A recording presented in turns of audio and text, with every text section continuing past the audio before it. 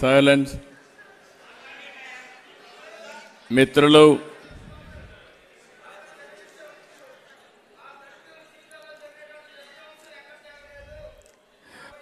మనందరం బాధితులమే. ఎవరైతే మీరు చెప్పి దళితులు బాధితులే, అమరావతి రైతులు బాధితులే, పవన్ కళ్యాణ్ గారు బాధితులే, నేను బాధితుడే. రేపో ఎల్లుండో ఆలపాటి సురేష్ కుమార్ కూడా బాధితుడే.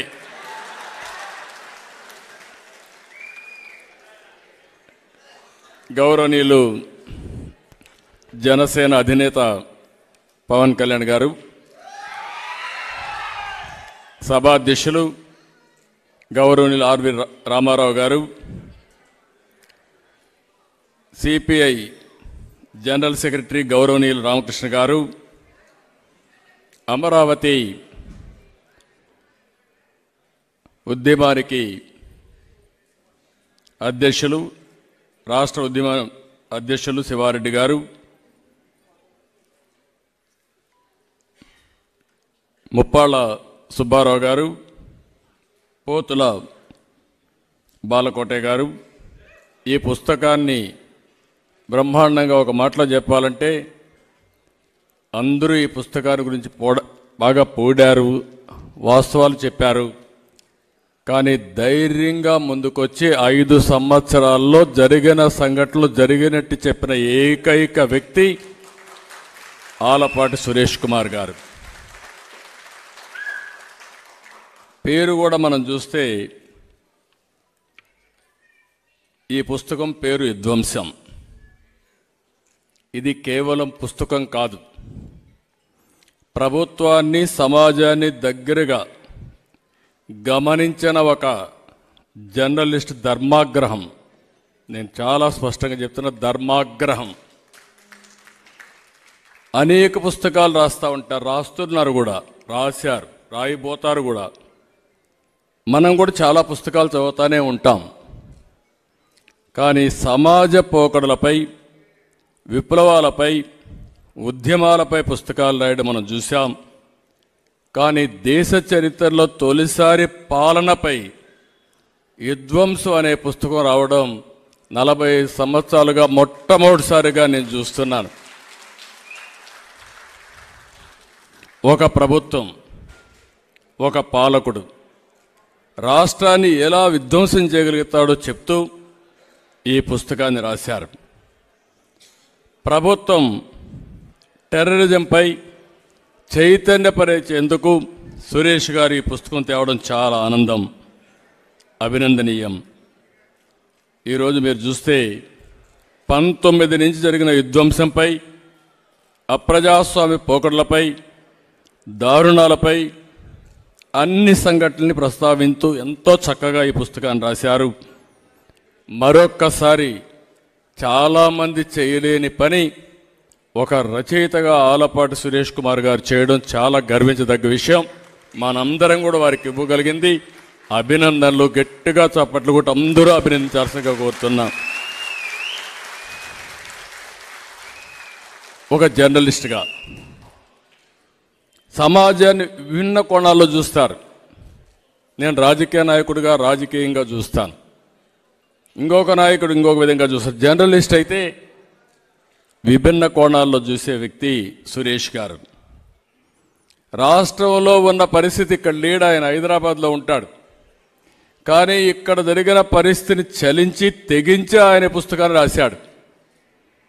ప్రజలు ఎంతగానో నమ్మి గెలిపించిన ఈ ప్రభుత్వం ఏం చేసింది, ఎలా వంచింది, ప్రజల జీవితాలను, వ్యవస్థలను ఎలా చిన్నాభిన్నం చేసిందో చాలా చక్కగా ఈ పుస్తకంలో వివరించారు. సమాజంపై బాధ్యతతో, రాష్ట్ర దుస్థితిని చూసి బాధతో రాశారు. వారి చూస్తే నా మనసులో ఏముందో అది చాలా స్పష్టంగా, నా మనసులోనే కాదు 5 కోట్ల తెలుగు ప్రజల మనసులో ఏముందో దాన్ని స్పష్టంగా రాసిన వ్యక్తి ఆలపాటి సురేష్ గారు. ఒక నియంత పాలనలో ప్రజాస్వామ్యం విధ్వంసం అయింది. రివర్స్ పాలనలో రాష్ట్ర ప్రభుత్వం, రాష్ట్ర భవిష్యత్తు విధ్వంసమైంది. సైకో పాలనలో మన బిడ్డల భవిష్యత్తు విధ్వంసం అయింది. నమ్మి అధికారాన్ని ఇచ్చినందుకు ప్రజల ఆశలు ఆకాంక్షలు విధ్వంసమయ్యాయి. బీసీలు, దళితులు, మైనారిటీల ఆత్మగౌరవం విధ్వంసానికి గురైంది. ఇవన్నీ చూసి సురేష్ ఈ పుస్తకాన్ని తీసుకొచ్చారు. ఒక మాటలో చెప్తున్నా, ఈ 5 ఏళ్లలో రాష్ట్ర భవిష్యత్తు విధ్వంసమైంది, భావితరాల భవిష్యత్తు విధ్వంసమైంది. ఈ విషయాన్ని మనందరం గుర్తుపెట్టుకోవాల్సిన అవసరం ఉంది.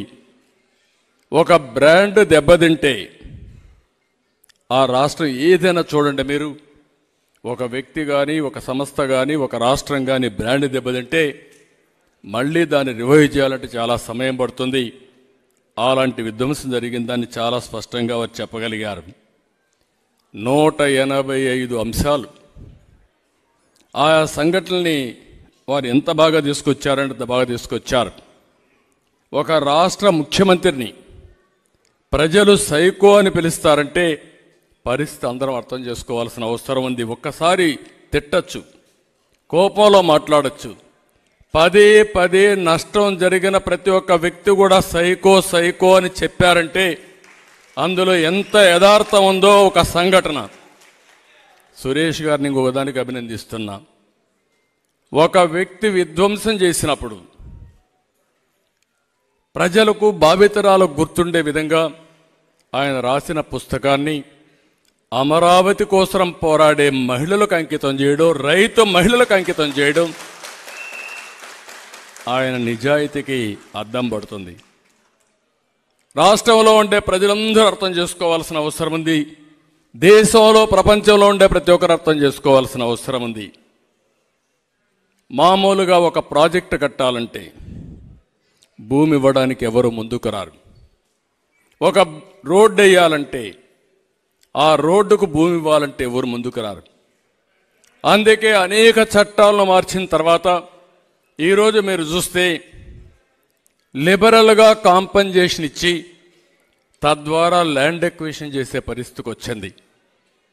దానికి భిన్నంగా 29,000 మంది రైతులు 35,000 ఎకరాలు భూమి స్వచ్ఛందంగా ల్యాండ్ పూలింగ్లో ₹1 తీసుకోకుండా ఇచ్చారంటే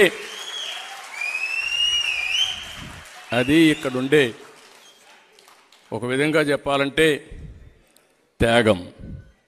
ఎందుకు ఆ మాట అన్నానంటే, ఆ రోజు ఇలాంటి దుర్మార్గుడు వస్తారు, మళ్ళా మా భూములు పోతాయి, మాకు కష్టాలు వస్తాయనుకుంటే ఆ రోజే మీరు నాకు నమస్కారం పెట్టి మా జోలుకు రావద్దని ఆ రోజే చెప్పేవాళ్ళు. కానీ ఒకటే ఆలోచించారు, ఈ రాష్ట్రం బాగుపడాలి, ఈ రాష్ట్రం బాగుపడితే మేము కూడా బాగుపడతాం. స్వచ్ఛందంగా ముందుకొచ్చి అన్ని రాజకీయ పార్టీలు, అన్ని కులాలు, అన్ని మతాలు, అన్ని ప్రాంతాలు కూడా అందరూ కలిపి 35,000 ఎకరాలు ఇచ్చారు. అలాంటి మిమ్మల్ని పెట్టిన బాధ భవిష్యత్తులో శత్రువు కూడా రాకూడదని మనస్ఫూర్తిగా ఆకాంక్షిస్తున్నా. అలాంటిది మీకు ఈ పుస్తకం అంకితం చేశారు.